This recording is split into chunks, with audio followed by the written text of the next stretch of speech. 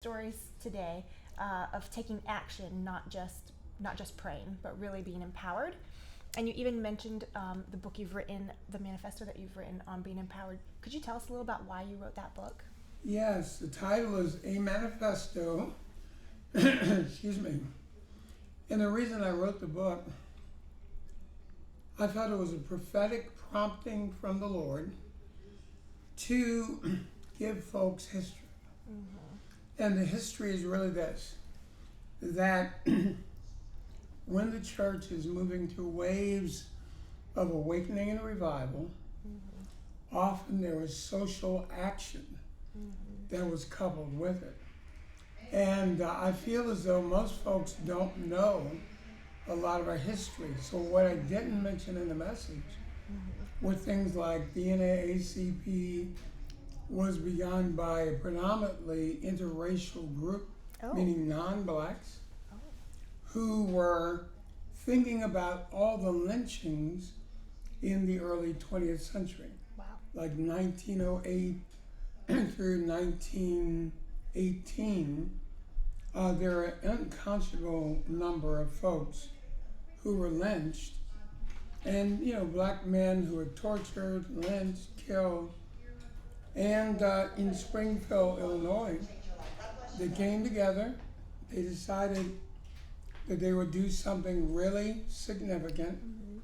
And many have heard the name W.E.B. Du Bois, or Du Bois.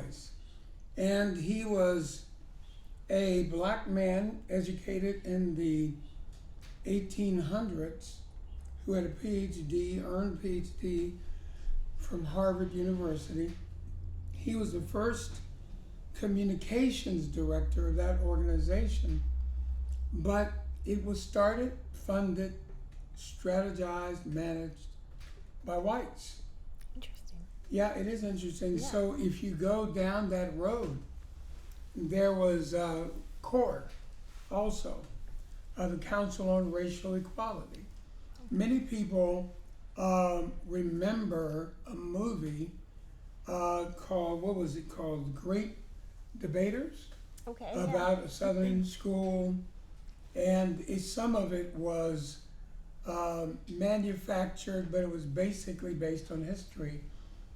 And the leadership of CORE was represented or depicted in that great debate.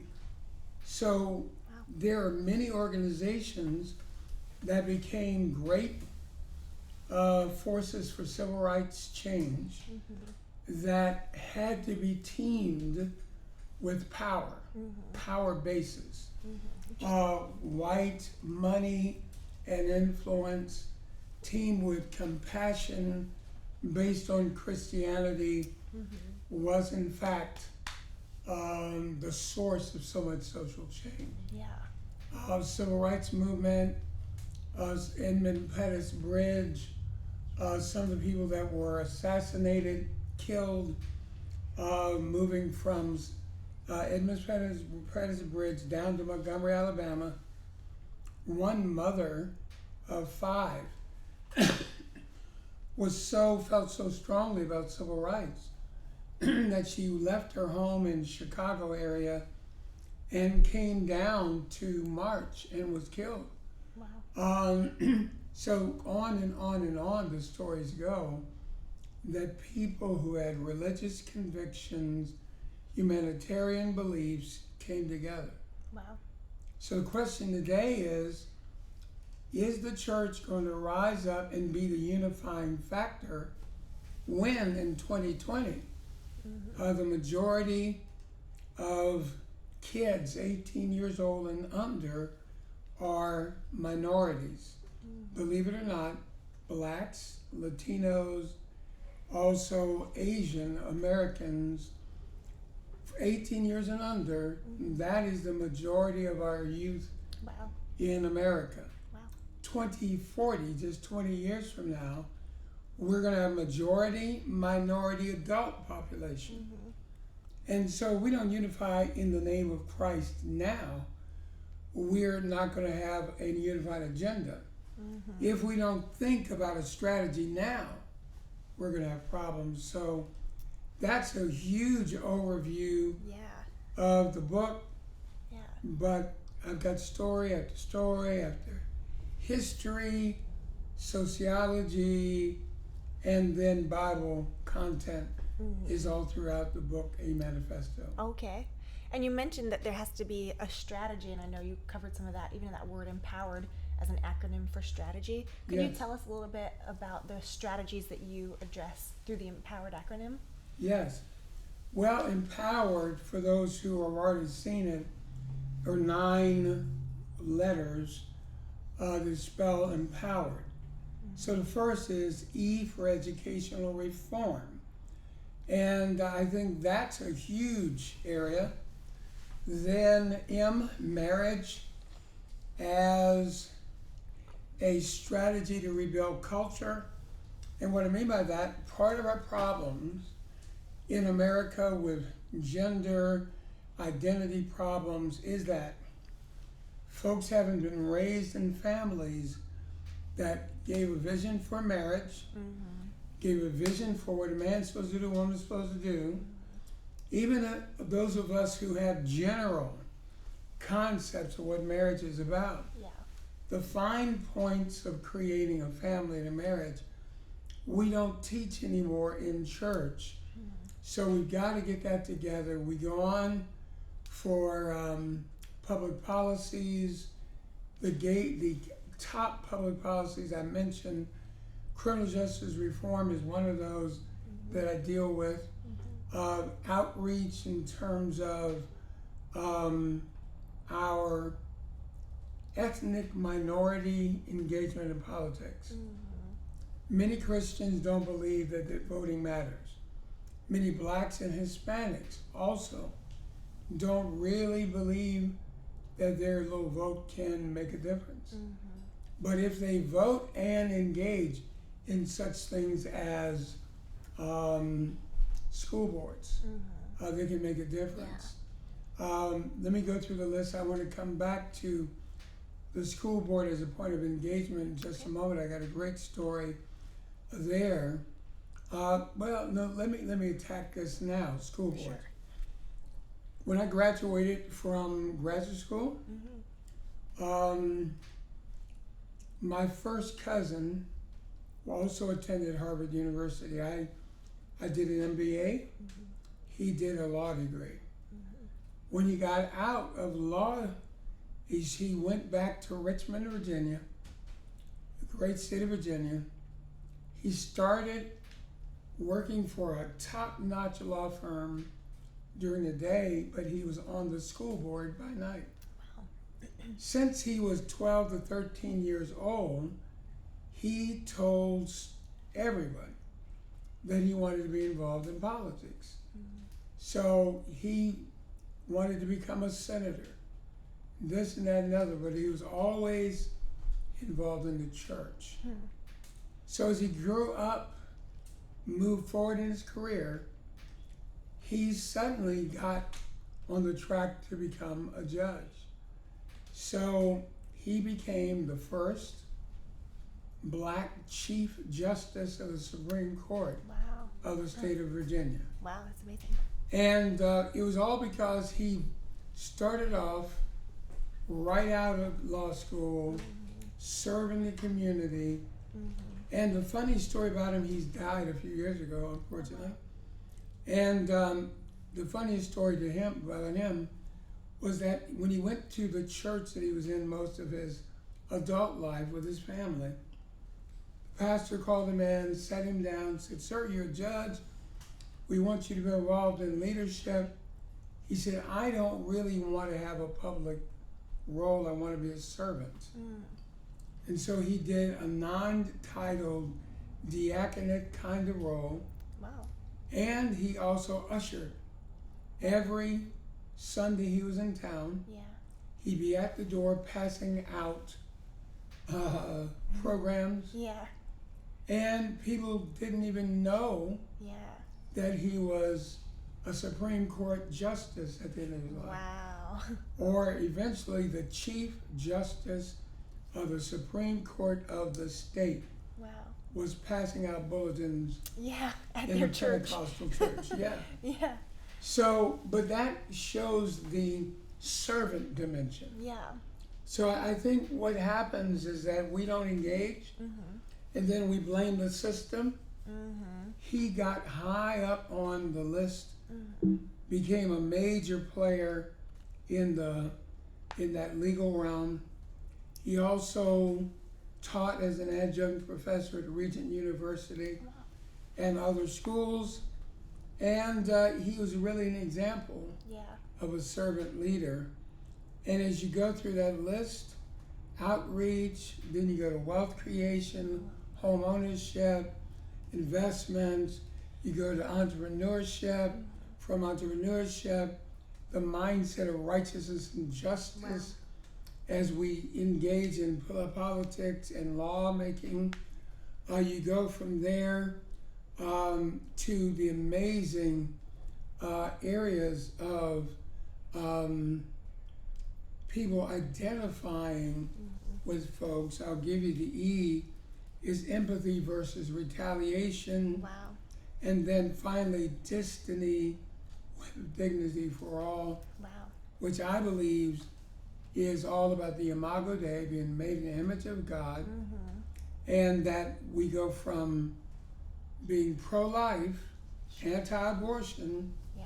all the way through pro-advocacy for the least of these, widows, orphans, the poor, criminal justice reform, returning citizens, all the way through old age. Yeah. So from the womb to the tomb, Absolutely. we've got to believe that God has an agenda for every stage of life. Yeah, absolutely. You know, this book that Bishop Harry Jackson is talking about is A Manifesto, Christian America's Contract with Minorities. So I highly encourage you to get this book. They can find it on your website probably. Yeah, yeah. Harry Jackson Ministries or Amazon, Barnes and Noble. Wherever you find books, you'll find this book. Books-A-Man, yeah. And that list for Empowered is just right inside that he read off to you. But the amazing thing, Bishop Jackson, is you're not talking theory, you're talking from experience as well. And so you have this incredible biblical foundation and this incredible level of knowledge and growth and development and real life applications that that we can learn from. So I wanted to ask one question, then we've got some time to send in more questions from our audience, but I wanted to ask you this, is especially now our country feels something visceral in reaction to things they see taking place, whether it is social, whether it's reform in prison systems, whether it's social injustices of other kinds, but there's strong reaction. Yes, ma'am. And many of us might not take our reaction beyond clicking share on Facebook, and sharing a story or sharing something saying, this is horrible, this should never happen, I can't believe it. But sometimes that might be all we did or knew to do. And so what could you say to encourage people that once they click share and say, this is awful, it should change, isn't there something else that could trigger them to do next, to actually engage in the solution?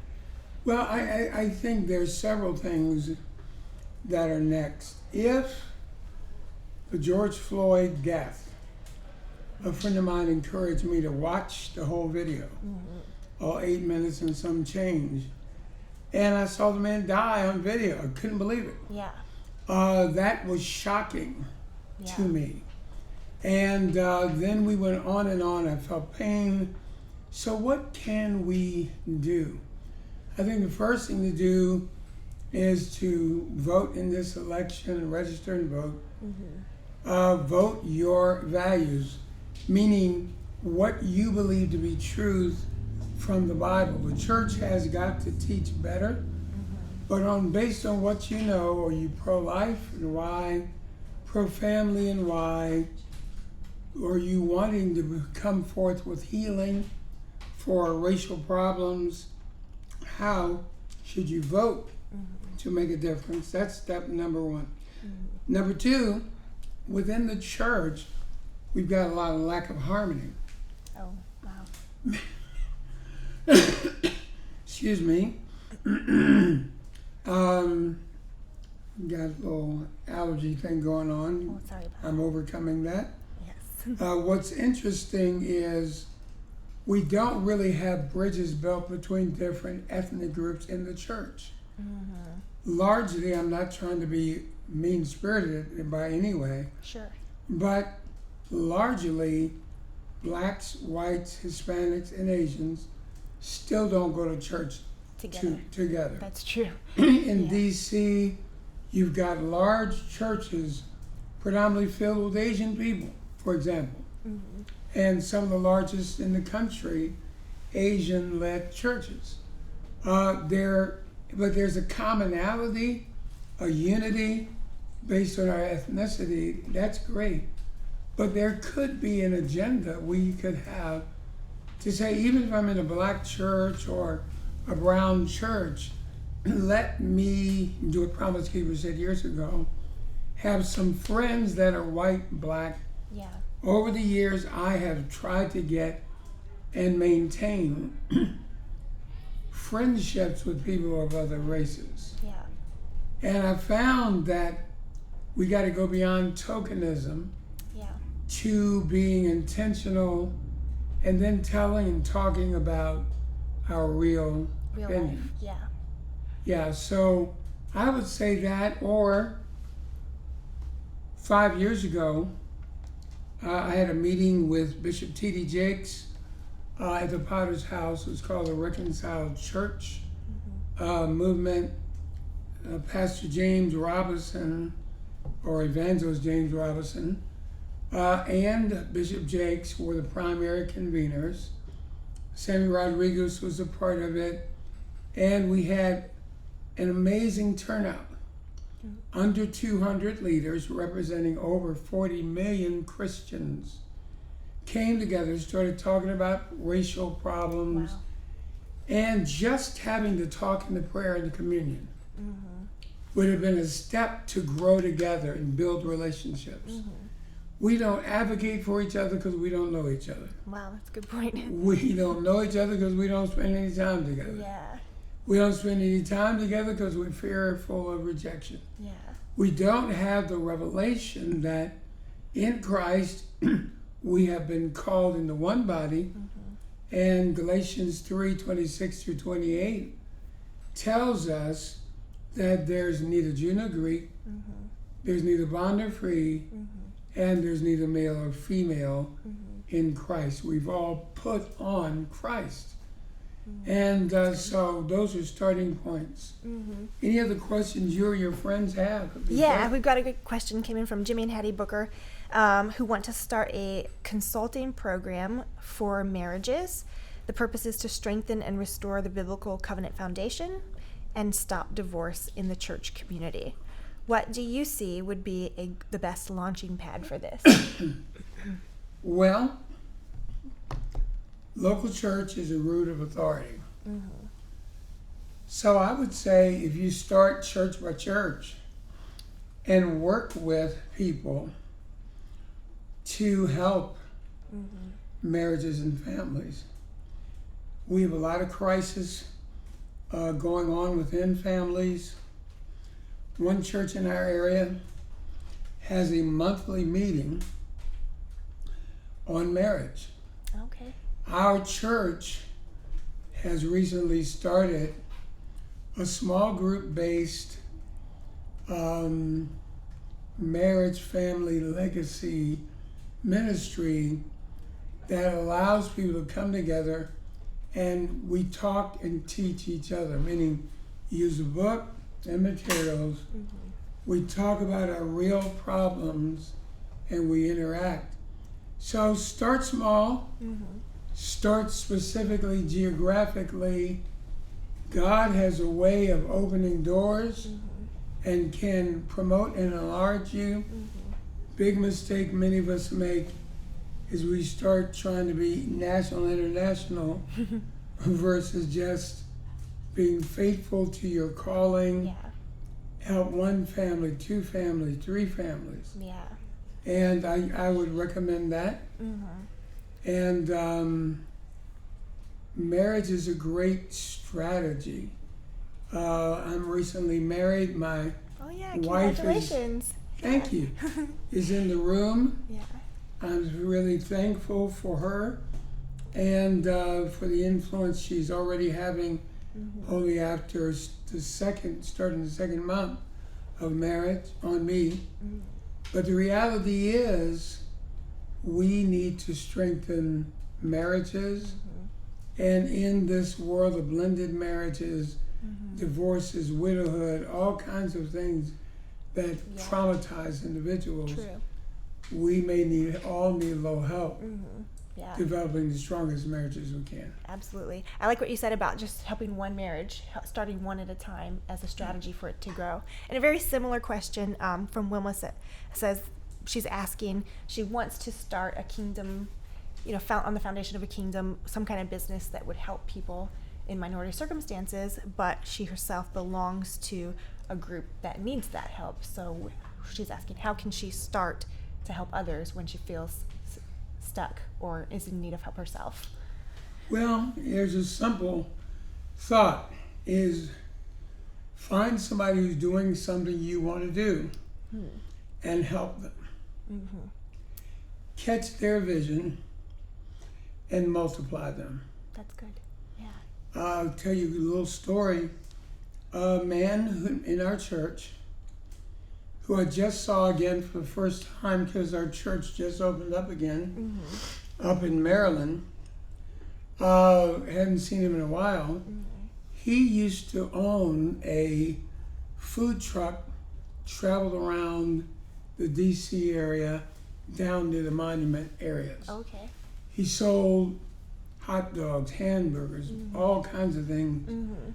And as simple as that sounds, he's a former military man, used to doing hard work. People came alongside of him, helped him. So he multiplied from one truck to 2 trucks Wow. to 3 trucks and employees. Wow. Eventually he sold that business and he moved into working for a convenience store / gas station company very popular in Maryland. He's doing an amazing work, and he is also coaching, training, Wow. witnessing, ministering to others around him. But a lot of people got their start just coming alongside, Yeah. helping him, learning the business. And I would say you can always do that. Absolutely. Yeah. And find a place where your skills are needed, that you can express passion and kind of enthusiasm about what you do, and you can make a difference. Absolutely. Bishop, I appreciate that you're able to take what seems so big and bring it down to very practical. So tomorrow, a person can engage and make a difference. So I appreciate that. And that's all the time we have for questions. Thank you so much for joining us and answering these questions. It's been a pleasure. And join us again, of course, tonight for service at 7 p.m. Central Time, but again tomorrow for iGap Overtime, where we will be interviewing our speakers. Thanks, guys.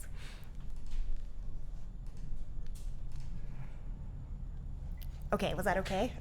I didn't mean to, and I think I ended it so abruptly. I was like, it's over. That's good. So my husband was at your wedding with Bishop Hammond, Jermaine Francis. Okay, that's your husband. Yeah, that's my okay. husband, yeah. I just saw him He there. just peeked his head in a minute ago, so. Yeah.